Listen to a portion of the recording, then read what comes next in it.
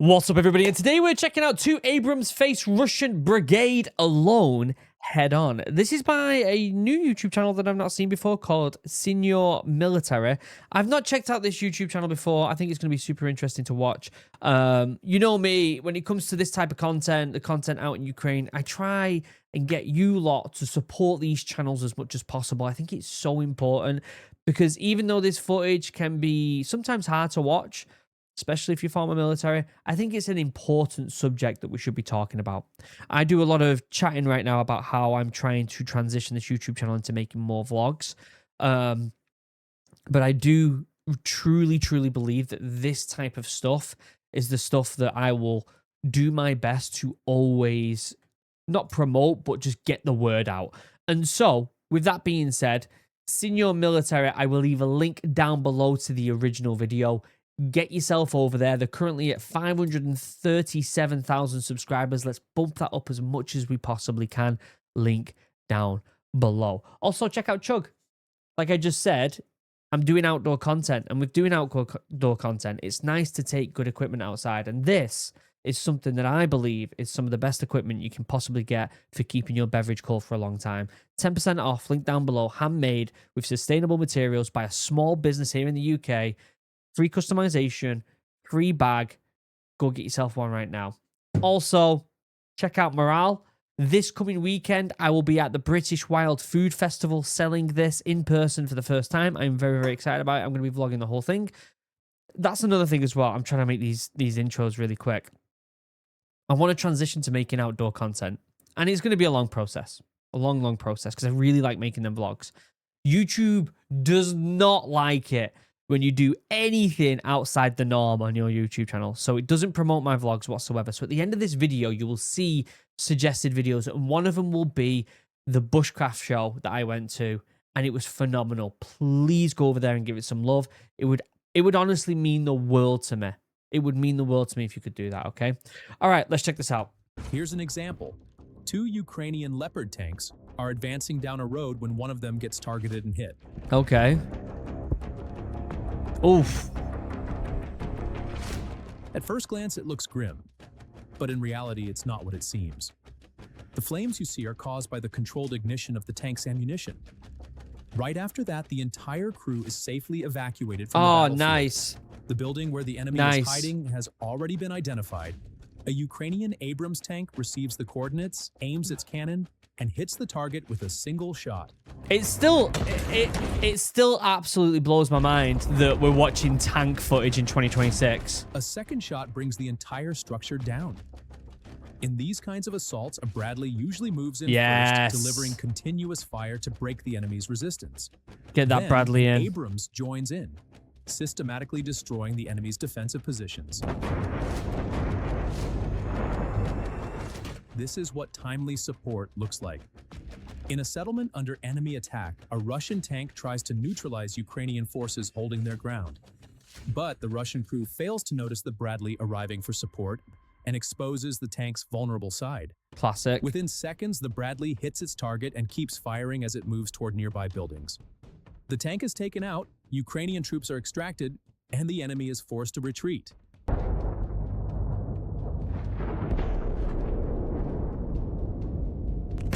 It's insane how well the Bradley's doing as well, isn't it?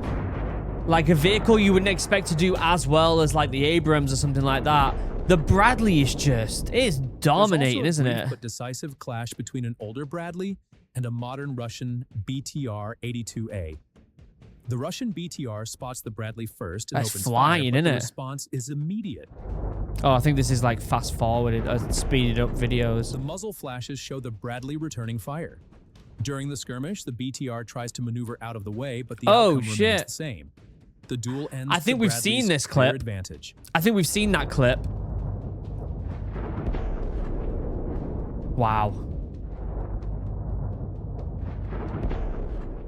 Next up is Russia's most advanced tank model, the T-90M. I like this. I like these channels where they give little clips It's not a full one big story. It's small individual clips, and I like how well that. it holds up against the realities of modern warfare. When these tanks take damage, it's not uncommon for the ammunition inside to catch fire almost immediately. Damn, look at that. That's the T-90. You know how much money they cost? All that funding completely just disintegrated. In one case, a Ukrainian FPV drone approaches an open hatch and detonates right there, igniting the ammo. Wow. Flames burst out from the turret and the driver's compartment, leaving yet another T-90M abandoned on the battlefield. I'm not sure how much a T-90M costs. It's going to be over hundreds of thousands. Completely destroyed with one bit of ammunition. Is tried on another tank. Crazy. Boom. In the footage, you can clearly see flames shooting out from the hatches on the turret, the driver's hatch, and even the barrel.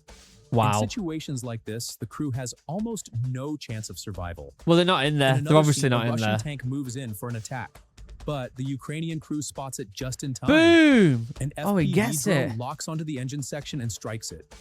It's still going, though. A second hit lands on the turret. Oh my god. The damaged tank grinds to a halt, unable to advance any further. Meanwhile, a third drone is already in position. Some part of me believes that that spinning of the turret there was probably someone in pain on the As inside. the hatches are shut tight, the operator targets the vulnerable spot between the turret and the hull, where the armor is thinner and ammo is stored nearby. The blast pressure forces the hatches open and flames erupt from inside, engulfing the tank within seconds. As the armor heats up, the fire grows even more intense. Now, a strike drone loaded with a hand grenade heads toward its next target.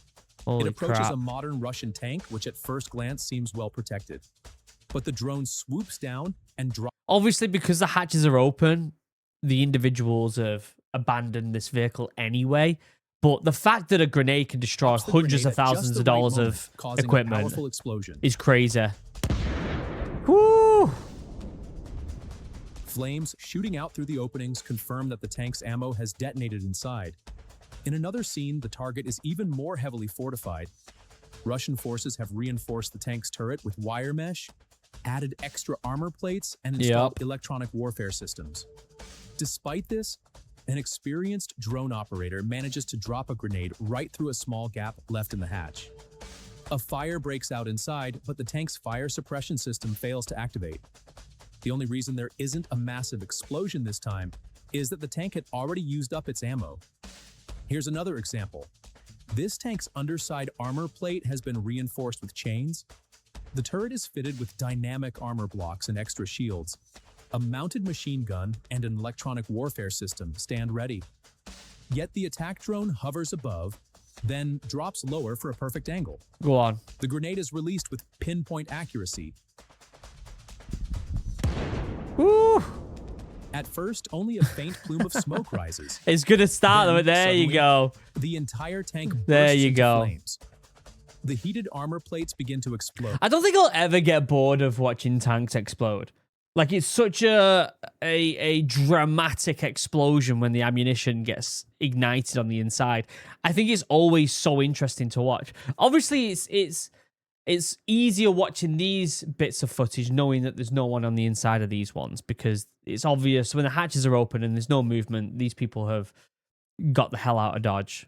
Doesn't mean that they got out safe. They could be down the road on the floor. But knowing that this is happening and we don't have to worry about someone being in the inside is okay. Thermal decoys ignite and sometimes sparks fly in every direction. In moments, the tank is completely disabled. Boom. Look at that.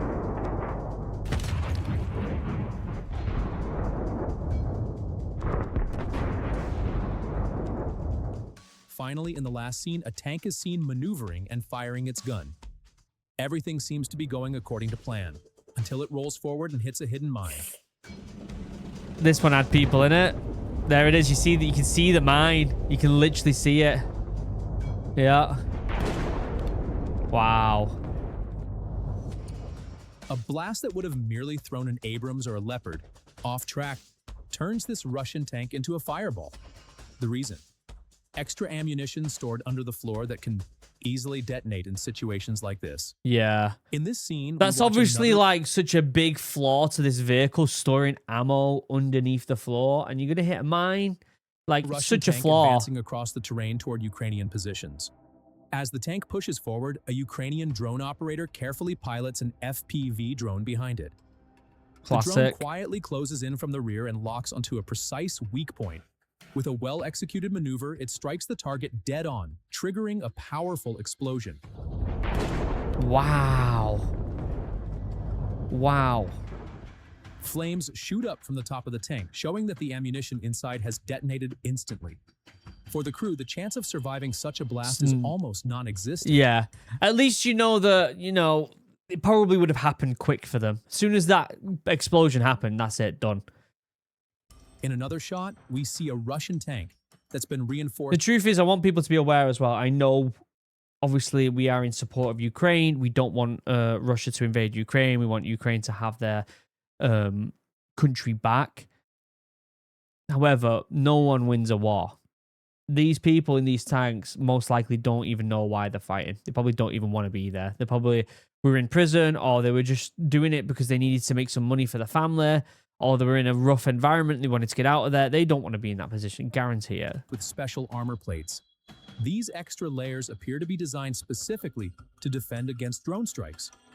But there's a critical oversight in this setup. Such a weird looking Tank's front footage. section has been left unprotected.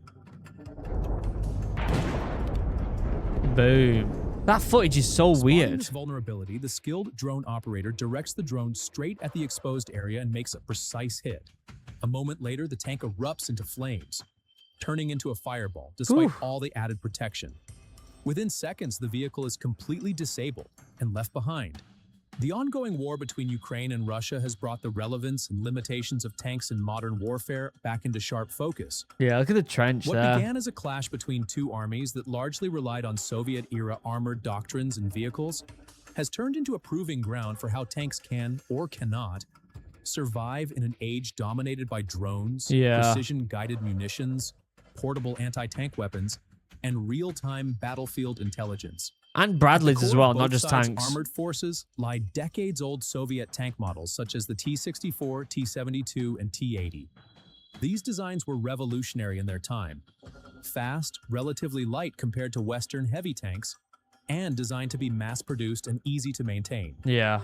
After the collapse of the Soviet Union, Ukraine inherited thousands of these vehicles and a significant industrial base capable of repairing, modifying, and even building tanks and spare parts. Russia, meanwhile, retained not only vast numbers of stored vehicles, but also the capacity to modernize them and produce entirely new models. In the years that followed independence, Ukraine's defense industry focused heavily on upgrading its existing fleet, rather than developing completely new tanks. Oh my God. Ukrainian It still blows my mind seeing this stuff. Like in 2026, we're watching tank warfare happening right now. Like, it's mind-blowing, isn't it?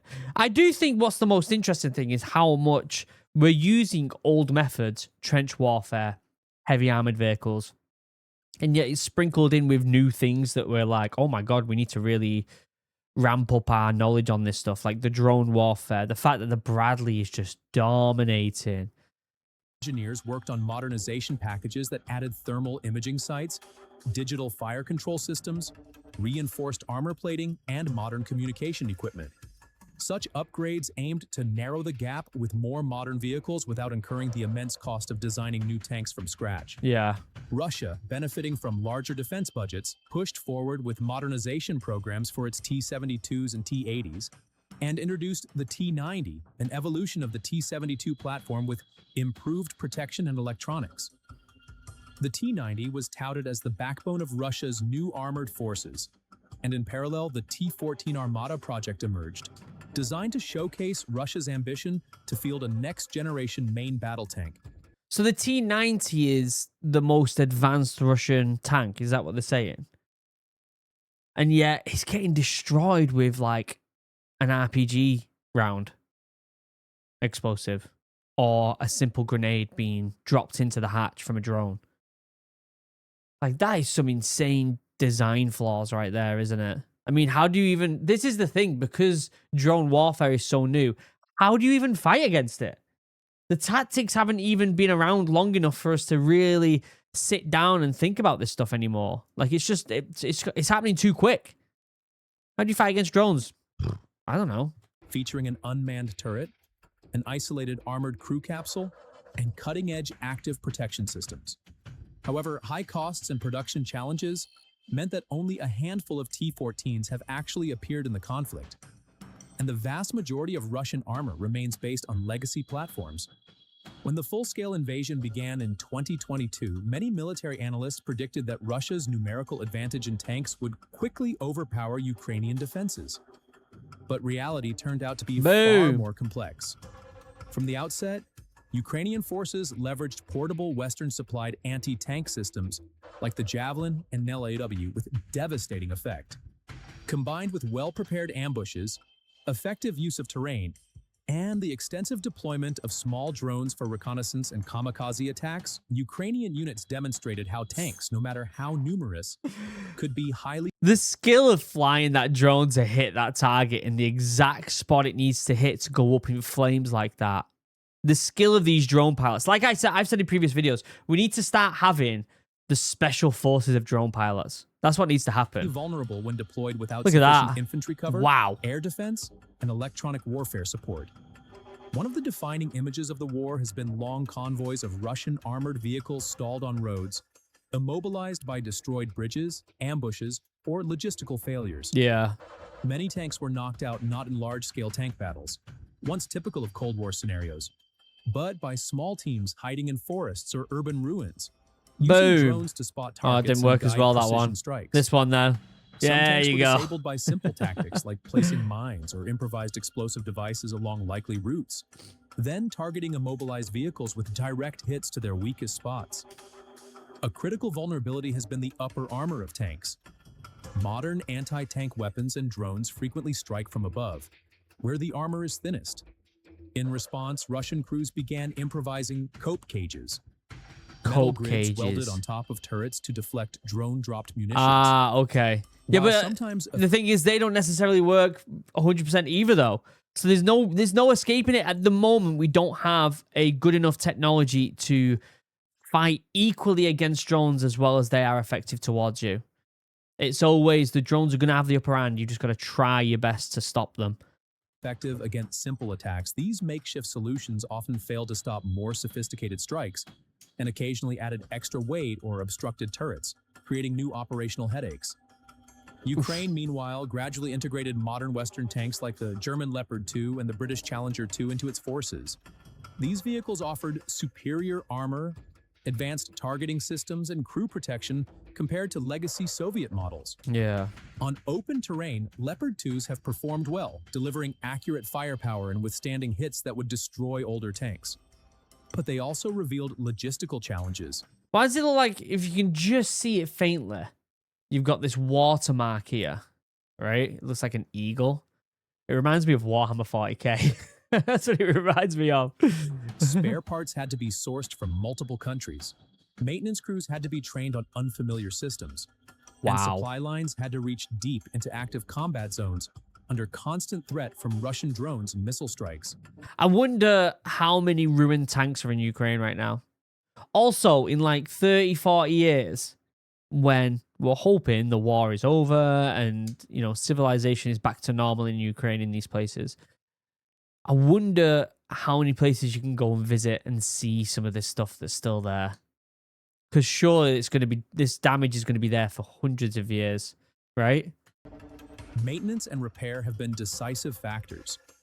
Ukraine has made creative use of mobile repair teams and small frontline workshops, sometimes restoring heavily damaged tanks to working condition in days.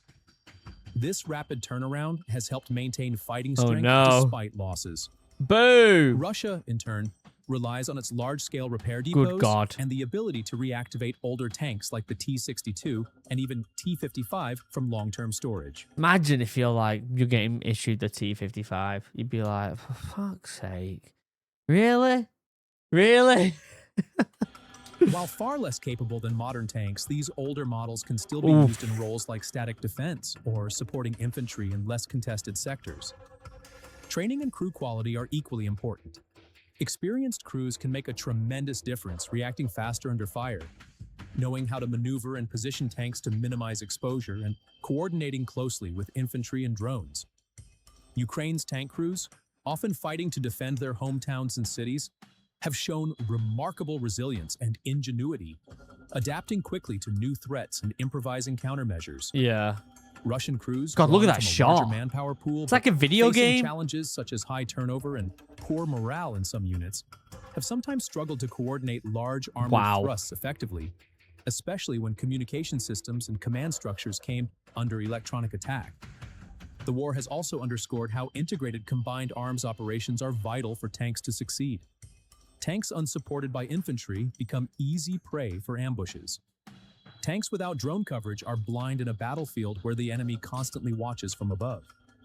Tanks operating beyond the range of air defenses become targets for loitering munitions and attack drones. Both sides have learned painful lessons. Some of the largest tank losses occurred when traditional armored doctrines were applied to a battlefield that had changed dramatically. Yet despite the vulnerabilities, tanks have not become obsolete. In open terrain, they provide mobile firepower that no other system can easily replace. Their psychological impact remains powerful, both for supporting troops and for intimidating adversaries. Tanks can punch through fortified lines, hold ground against counterattacks, and create shock effects that lighter vehicles cannot replicate. Right. But this war has shown that tanks alone, no matter how modern, are only as effective as the intelligence, logistics, and protection systems that accompany them.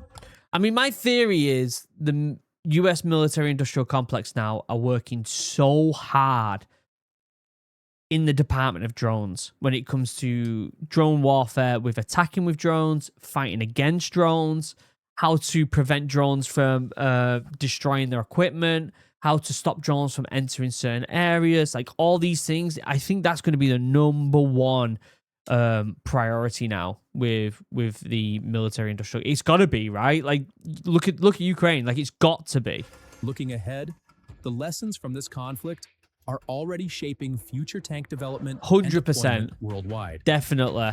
All them vulnerabilities that we didn't know were susceptible because of drones will be worked on right now. Is being placed on active protection systems that can defeat incoming missiles and drones. More robust drone integration for real-time battlefield awareness, and improved crew survivability.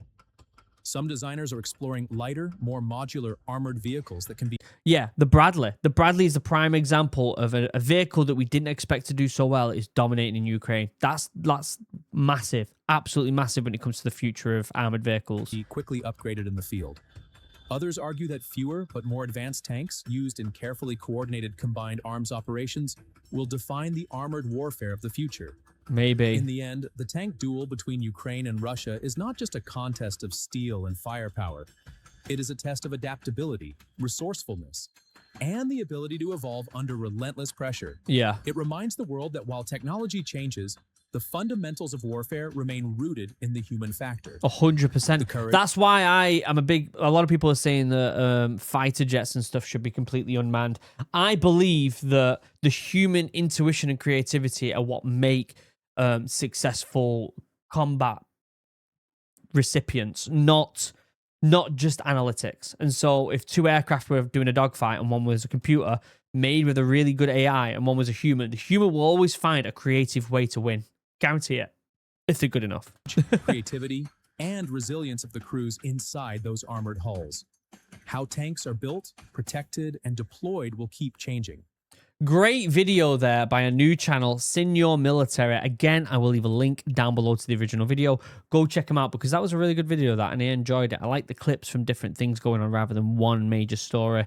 Very good. Link down below. Check out Chug. 10% off. Link down below. Go check out Morale. I'll be at the British Wild Food Festival this weekend. Very exciting. And please, you will see a suggested video. One of them will be the Bushcraft Show. Please go and watch it to help with that mysterious YouTube algorithm god. Bring the power of the algorithm to that video. I want to do more outdoor content. Until next time, I love you all. Have a wonderful day. Goodbye.